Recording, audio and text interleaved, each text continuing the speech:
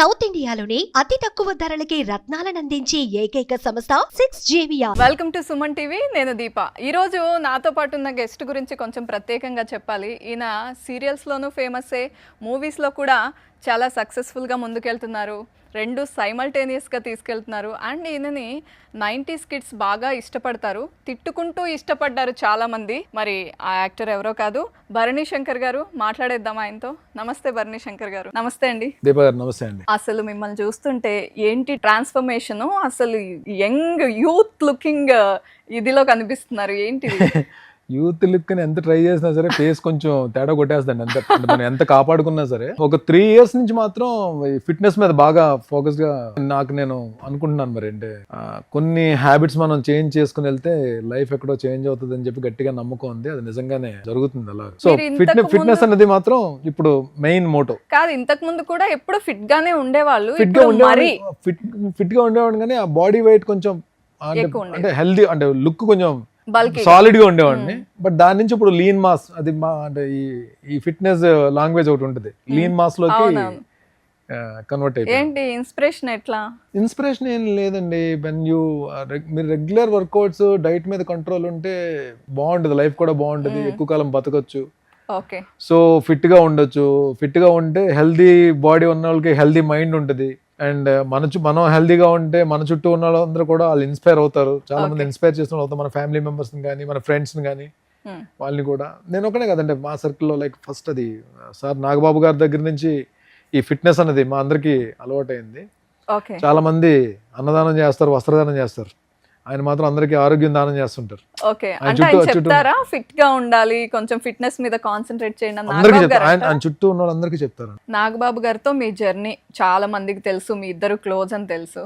మీరు ఇంకా చాలా మంచి విషయాలు చెప్తున్నారు, ఫిట్నెస్ గురించి చెప్తారు అని. ఆయన బయట వీడియోస్ లో కూడా ఎప్పుడు మోటివేటింగ్ గా మాట్లాడతారు, చాలా మంచి విషయాలు, మెసేజెస్ ఇస్తూ ఉంటారు. మీరు క్లోజ్ గా ఉన్నారు కాబట్టి ఆయనలో బాగా నచ్చే విషయం ఏంటి మీకు? ఈజ్ అ ఫైటర్ అండి. అంటే మేము దగ్గర నుండి చూసాం కదా, ఆయన హెల్త్ విషయంలో కానీ బౌన్స్ బ్యాక్ అవ్వడం నా కళ్ళతో నేను చూశాను. నేను చాలా మందికి తెలియని విషయం ఏంటంటే, వాళ్ళ తమ్ముడు గారి లాగే, పవన్ కళ్యాణ్ గారి లాగే, చిరంజీవి గారి లాగే ఈయన కూడా హెల్పింగ్ హ్యాండ్. ఎవరికైనా ఏ ఇబ్బంది వచ్చినా సరే ఫస్ట్ నేనున్నానని చెప్పి స్ట్రాంగ్గా నిలబడతారు.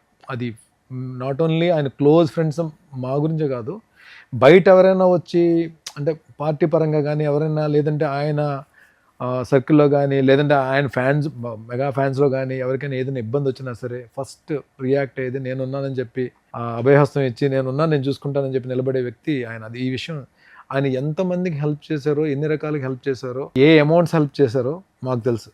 అది చాలా మందికి తెలియదు. అది అంటే this is not the platform to talk all these things, but క్లోజ్గా ఆయనతో మూవ్ అవుతాం కాబట్టి మాకు తెలుసు ఆయన ఎంతమంది ఆయన వలన హెల్ప్ తీసుకున్నారు.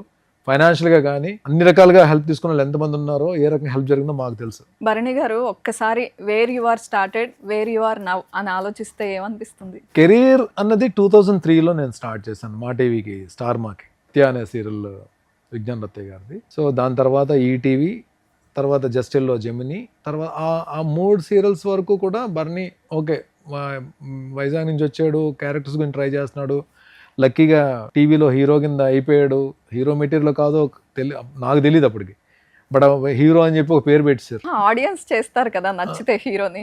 అలా అని కాదు, అంటే నేను ఎప్పుడు అద్దంలో చూసుకున్నప్పుడు నా ఫేస్ హీరో అని చెప్పి నేను ఎప్పుడు ఫీల్ అవునండి. మేబీ ఎక్కువ నెగిటివ్ క్యారెక్టర్స్ చేయడం వలన ఆ స్టాంప్ పడిపోయిందేమో నాకు తెలియదు నాకు.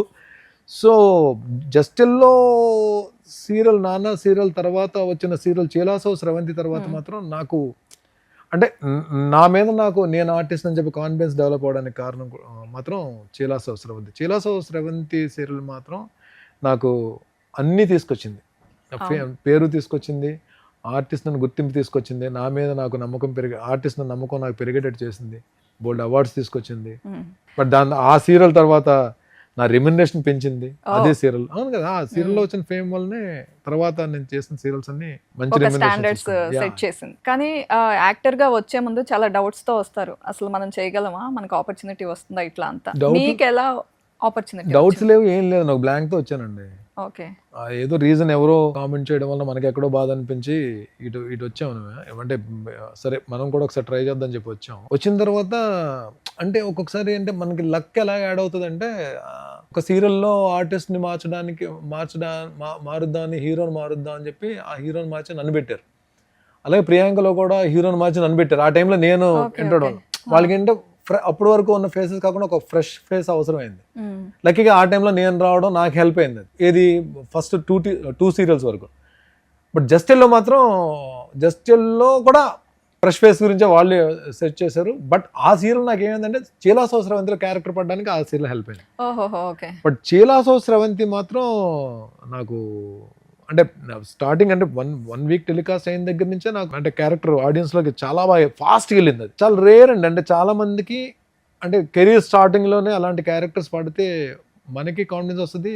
అంటే లక్ కూడా అది. కెరీర్ స్టార్టింగ్లో అలాంటి క్యారెక్టర్స్ పడడం మాత్రం నిజంగానే లక్ అనుకోవాలి. సో చిలాసో ఎన్ని ఇయర్స్ జరిగిందండి షూట్ అంతా కూడా? 5 years అనుకుంటా. 5 years. సో వాళ్ళందరితో కనెక్షన్ ఇంకా ఇప్పటికీ 100% నందు పాజిటివ్ క్యారెక్టర్ అంటే weekly once 10 days monthly once అయినా మాట్లాడుకుంటుంటాం మేము. శేఖర్ అందులో ఛత్రపతి శేఖర్ ఫ్రెండ్ శశిధర్ అని చెప్పి ఇంకో ఆర్టిస్ట్ ఉన్నాడు. అబ్బాయి నాకు క్లోజ్ ఫ్రెండ్. హీరోయిన్ మీనా గారు, మనా చౌదరి గారు అయితే ఇంకా నాకు లైక్ సొంత అన్నయ్య లాగా. ఎందుకంటే నాకు లైఫ్ ఇచ్చిన ప్రొడ్యూసర్ కదండి. డెఫినెట్ గా పెద్దన్నలాగే నేను చూసుకుంటాను. నేను ఇప్పుడు చౌదరి గారు చాలా సందర్భాల్లో నేను స్టేజ్ మీద కూడా చెప్పాను నాకు లైఫ్ ఇచ్చిన పర్సన్ అని చెప్పి. ఇక్కడ నుండి ఈ ఆడిషన్స్ కి వచ్చారు సీరియల్ కి. ఏ ఊరు నుంచి వచ్చారు మీరు? హైదరాబాదేనా? కాదండి, నాది వైజాగ్. ఆడిషన్ సీరియల్ వరకు ఆడిషన్స్ ఇవ్వలేదండి. నేను వెళ్ళి ఏదో వచ్చాను ట్రై చేద్దాం అని చెప్పి నేను హైదరాబాద్ వచ్చి వైజాగ్ నుంచి హైదరాబాద్ వచ్చి అక్కడ అమీర్పేటలో ఏదో డబ్బింగ్ స్టూడియోలో ఫొటోస్ ఇస్తే ఆ ఫొటోస్ తీసుకున్న వాళ్ళు ఏం లేదు. అంటే యాక్చువల్గా మన హర్షవర్ధన్ ఉన్నాడు కదా, అమృతం హర్ష, అప్పుడు మూవీస్ లో బాగా బిజీ ఉన్నాడు. ఇప్పుడు నాకు కూడా మంచి ఫ్రెండ్ ఆయన. సో ఆయన హీరోగా చేస్తూ ఆయనకేదో మొత్తానికి రైటింగ్ సైడ్ వెళ్దాం అనే ఆలోచనతో మరి ఏదో డేట్స్ ఇవ్వలేకపోవడం వలన ప్రొడక్షన్ హౌస్ రీప్లేస్ చేద్దాం అని చెప్పి అనుకున్నారు. ఆ టైంలో నా ఫొటోస్ చూసి కొంచెం రిజంబ్లెన్స్ ఉందని చెప్పి సరే భరణిని తీసుకుందాం ఈ క్యారెక్టర్ అని చెప్పి వాళ్ళకి కాల్ చేశారు అన్నమాట. అలాగే జర్నీ అలా స్టార్ట్ అయింది. అంటే పెద్ద ఆడిషన్స్ ఇచ్చేసి ఇక్కడికి వచ్చి సినిమా కష్టాలు అసలు సినిమా కష్టాలు కానీ ఉన్నాయి, కష్టాలు లేవని లేదు. ఈవెన్ బిజీగా ఉన్నా సరే నా కష్టాలు నాకు ఉన్నాయి. బట్ ఆ క్యారెక్టర్స్ కోసం మాత్రం నేను సీరియల్స్ వరకు నేను ఆ కష్టాలు అయితే పడలేదు. చీలాసో స్రవంతి తర్వాత మాత్రం నేను వెనక్కి తిరిగి చూసుకోలేదు. ఆబ్వియస్లీ కదా. ఓకే, మరి ఇంత వర్క్ వచ్చింది, ఇంత ఫేమ్ వచ్చింది, మళ్ళీ నా కష్టాలు నాకు ఉన్నాయి అంటున్నారు. ఎలాంటి కష్టాలు, ఎందుకు అసలు? ఒక డిసిప్లైన్డ్ లైఫ్ అన్నది లేదండి. ఒక క్రమశిక్షణతో కూడిన జీవితం అయితే కాదు నాది. చదువు అంటే అబవ్ యావరేజ్ కింద ఉండేది, కానీ నాకు వాళ్ళు చెప్పిన మాటలు నాకు సరిగ్గా బుర్రకెక్కేవి కాదు. నా ప్రయారిటీస్ వేరు. నేను ఇదే లైఫ్ అనుకుని ఒక దీంట్లో వెళ్ళేవాడిని. సీరియల్స్లో బిజీగా ఉండి ప్రతి ప్రొడక్షన్ హౌస్ నుంచి కాల్ వచ్చి మనం బిజీగా ఉన్నప్పుడు ఒక పక్క మూవీస్ కూడా అడపదడప ఒక 2-3 monthsకి ఏదో ఒక మూవీలో క్యారెక్టర్స్ వేస్తూ ఇంత బిజీగా ఉన్నప్పుడు చక్కగా సెట్ చేసుకోవాలి లైఫ్ని. మనం ఏంటంటే వచ్చిన డబ్బులు వచ్చినట్టు ఖర్చు పెట్టేసి తాగి తన్నాలాడి తిరిగి నేనంటే దీంట్లో నేను ఫ్రెండ్స్ని ఎవరిని నా ఇండస్ట్రీలో ఉన్న ఫ్రెండ్స్ని ఎవరిని కూడా నేను పాయింట్అవుట్ చేయట్లేదు. ఎందుకంటే ఏ మనిషి సక్సెస్కైనా ఏ మనిషి పతనానికైనా బ్యాడ్ లక్ అని చెప్తారు, లేదంటే నా తలరాత విధిరాత ఇవన్నీ అబద్ధాలు, తప్పించుకోవడానికి ఆడే మాటలు, లేదంటే ఫ్రెండ్స్ వల్ల పాడైపోయినా తప్పించుకోవడానికి మాట్లాడే మాటలు తప్ప మనం కింద పడడానికి సక్సెస్లో పైకి వెళ్ళడానికి మనమే రీజన్. మనం ఇది ఎవరిని దేనికి వేరే కారణం ఉండదు. కారణం చెప్పినా నమ్మకండి మీరు. మనకు మనమే రీజన్ మనం పడడానికి. మన ఆలోచన విధానం ఎప్పుడైతే మన ఆలోచనలు హెల్దీగా ఉంటాయో, మన ఆలోచనలు సక్రమంగా ఉంటాయో, మనం అన్నిటికీ రెస్పెక్ట్ ఇచ్చుకుంటూ మనల్ని మనం ప్రేమించుకుంటూ వెళ్తామో వాళ్ళ లైఫ్ బాగుంటుంది యాక్చువల్గా. అంటే ఒకవేళ నిజంగానే కింద పడినా లెగిచి మళ్ళీ ఫైట్ చేసే ఇది ఉంటుంది.